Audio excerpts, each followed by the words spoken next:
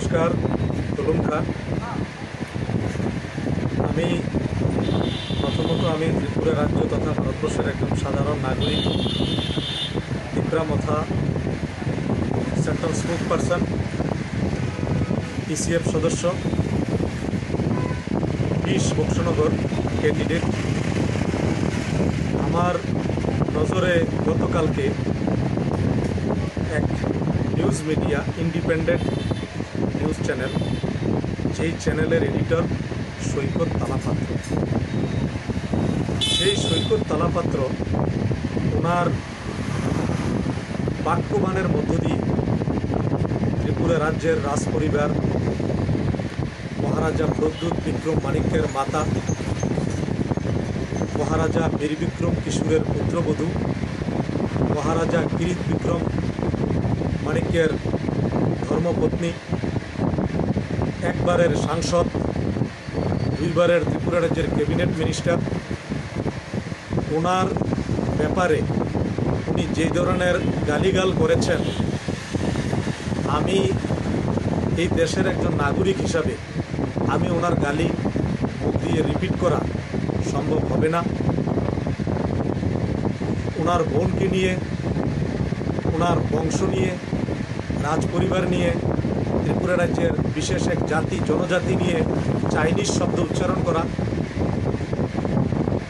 এতে করে আমি লক্ষ্য করেছি সোশ্যাল মিডিয়াতে ত্রিপুরা রাজ্যের মধ্যে যদি এই ধরনের বাক্য, এই ধরনের অপশব্দ চলতে থাকে,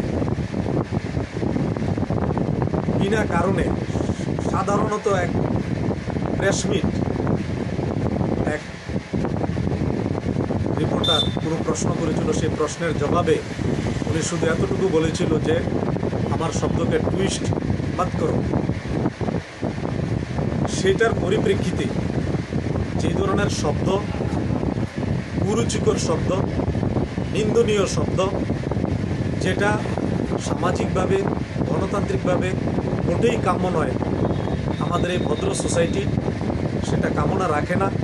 উনি যদিও ত্রিপুরার মাটিতে থাকেন না, যদি ত্রিপুরার মাটিতে থাকতেন হয়তো ওনাকে সমস্ত শিশু থেকে শুরু করে এক বৃদ্ধ পর্যন্ত ওনাকে অনেক চিৎকারের সম্মুখীন হতে হতো, প্রশ্নের সম্মুখীন হতে হতো যে তুমি এই সভ্য সমাজে তুমি নিজেকে তুমি এক জাতির অপমান করেছ না, শুধু তুমি তোমার নিজেরও অপমান করেছ, নিজের বংশের অপমান করেছ, নিজের খানদানের অপমান করেছ। তুমি এই শব্দের মাধ্যমে পরিচয় দিয়েছ তোমার কালচারটা কি হতে পারে, তোমার সোসাইটি কি হতে পারে, তোমার পরবরিশ, তোমার চালচলন কি হতে পারে, তোমার চরিত্র কি হতে পারে।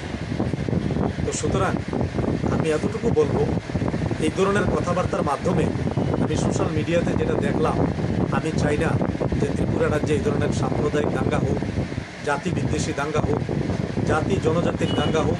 কিন্তু উনি যে ধরনের কথাবার্তা বলেছেন জাত নিয়ে, চাইনিজ জাতি, শুয়োর জাতি, এই ধরনের কথাবার্তা, উগ্রবাদী জাতি, এই ধরনের কথাবার্তায় আমার মনে হয় জাতি দাঙ্গা হয়ে যেতে পারে।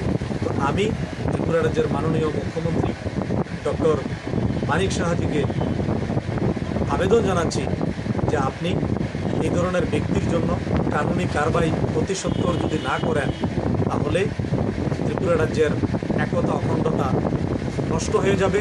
ত্রিপুরা রাজ্যের একতা অখণ্ডতার স্বার্থে আমি মাননীয় মুখ্যমন্ত্রীর কাছে আবেদন জানাই যে আমরা ত্রিপুরা রাজ্যের সবাই একসঙ্গে মিলেমিশে থাকতে চাই। প্রতিটা ব্যক্তি তার রাজনৈতিক অধিকার নিয়ে অবশ্যই কথা বলবে, এটা আমাদের সাংবিধানিক অধিকার। তারপরে একটা কথা আছে, বিবিধের মাঝে মিলন, একটা কথা আছে, ইউনিটি ডাইভার্সিটি, একটা কথা আছে। কবিগুরু রবীন্দ্রনাথ ঠাকুর বলেছেন, নানা ভাষা, নানা মত, নানা পরিধান, বিবিধের মাঝে আছে মিলন মহান। আর এই মিলন মহান আমরা সবাই মিলে করব। এই ধরনের একটা জাতি বিশেষ নিয়ে এই ধরনের কুরুচিকর মন্তব্য করা, এটা মোটেই ঠিক হবে না।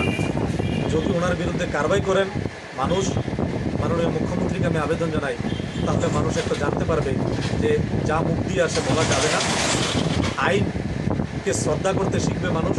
আজকে সৈকত তালাপাত্র বলেছেন, কালকে আরেকজন বলবে, এত করে মানুষের সম্পূর্ণভাবে দায়বদ্ধতা হারিয়ে যাবে, অ্যাকাউন্টেবিলিটি হারিয়ে যাবে। আমি এতটুকুই বলবো। আমি আবারও বলছি, যেটাকে আমি তীব্র নিন্দা জানাই। তার সঙ্গে সঙ্গে ত্রিপুরার সমস্ত আম নাগরিক রাজনীতির উপরে ওঠে। রাজমাতা বিভু কুমারী, উনি ৭৯ বছর বয়স্কা একজন মহিলা। উনি ওনার সম্পর্কে যে ধরনের কথা বলেছেন, এটা মোটেই কাম্য নয়। আমি মহারাজকে কি বলেছে না বলেছে এটা আমি নাই বললাম, ঠিক আছে, কিন্তু ওনার মাকে, উনিও তো একটা মার গড়ে হয়েছেন।